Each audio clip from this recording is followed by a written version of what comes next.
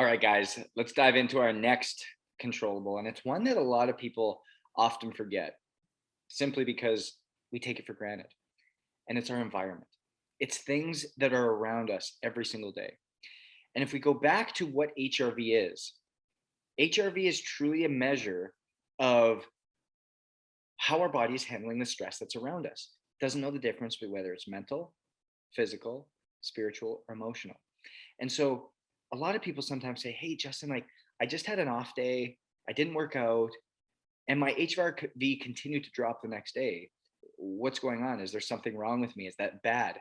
The answer is no, it's not bad, but it's telling you that there's something else going on. One of the other eight controllables, other than that physical side, other than that movement and workout side, if you haven't watched that one yet, but there's something else that's out of whack. And quite often, it has to do with your environment, the environment in which you're in, what you're present with, and ultimately what you're engaging in. I'm going to tell you guys a little story here in a second.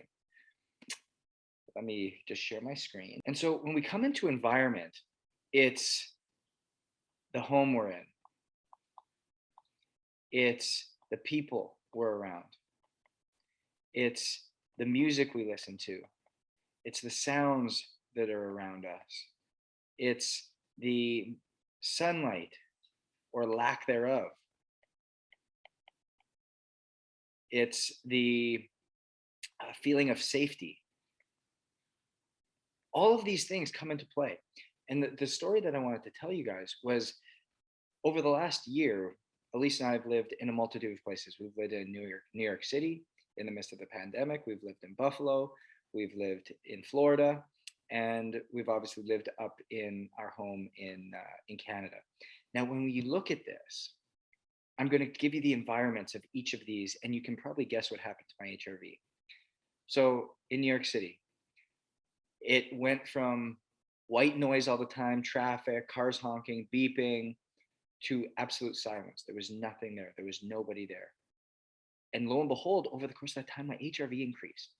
I can show you the 3-month change that all of a sudden I had a little bit more of an increase. Once we started feeling trapped in that space, HRV started to drop again because it didn't feel safe. There was protests going on outside. There was gunshots sometimes. And all of a sudden, you lack the safety.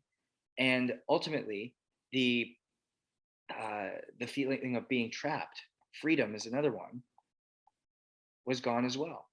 But we had great sun, sounds were great. Elise always had nice music. Obviously, if the people were great, Elise was good.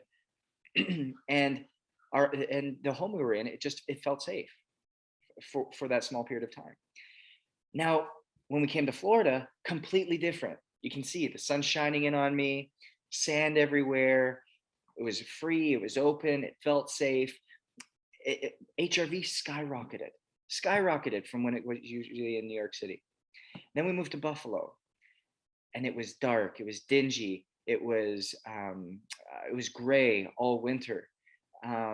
It wasn't the safest area that we were in, and again, decrease in HRV, and what it does to our mental capacity was impacted as well. Because remember, mental, physical, spiritual, emotional, they are all the same in the sound of HRV because they are all stressors.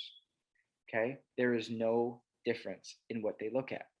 Now, the impact that's done there, the impact on this is where we really need to come back and think about this is, what does our environment look like?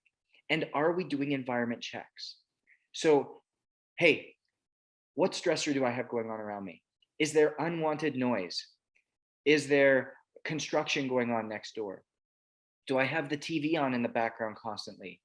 Have I been exposed to sunlight? If you guys, again, watch the sleep one of the big things that we can start to do, and even within our environment, I'll get into this, is making sure that we get into sunlight first thing in the morning when we wake up, and then make sure that we watch the sunset at night, because it's going to set that circadian rhythm. It's really going to optimize us. It's going to help us in setting those hormonal releases. Are we around people that we enjoy? At work, Are we spending time with people who are helping us grow, or are they causing us more stress and anxiety? At home, are we dealing with things? Are we conversing? Are we having quality conversations, or are we not? Are we sitting in a tight closed environment at a kitchen table that we have no room and we're trying to do our work there and it's stressing us out? Or do we have room in which we can move around and we can be a little bit more free and have something that's kind of like a designated office?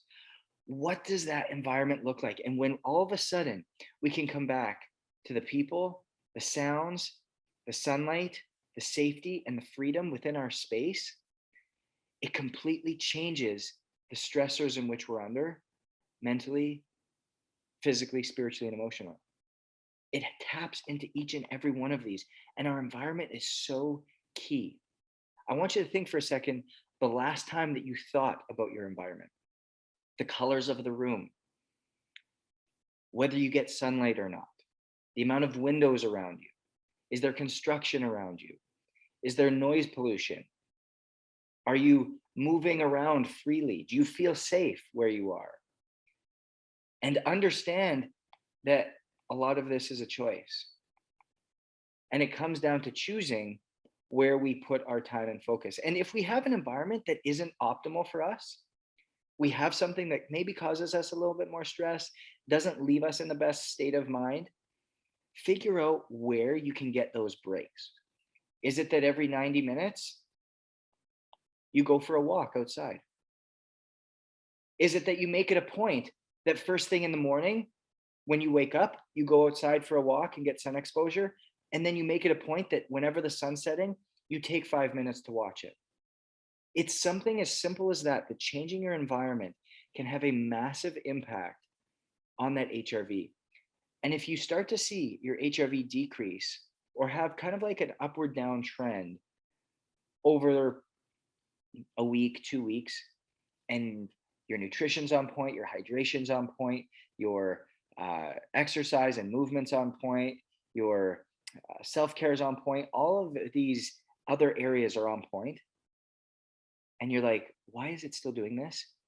We have to check that environment. The environment becomes so key in making sure that everybody else around you can also be looked after. And it's not selfish to say that, hey, I need to change my environment, because at the end of the day, who are we looking after? If we can look after ourselves, we are the people that serve. We are the people that are giving to everybody else. And if you are only giving at 50%, that means who you're trying to serve is only getting you at 50%. And it's not fair to you and it's not fair to them. So putting yourself first and knowing that, hey, how can I optimize my environment? How can I change my environment is really, truly going to allow you to be a more consistent version of yourself. And it's going to be proven through that increase in HRV. Check your environment, go own it.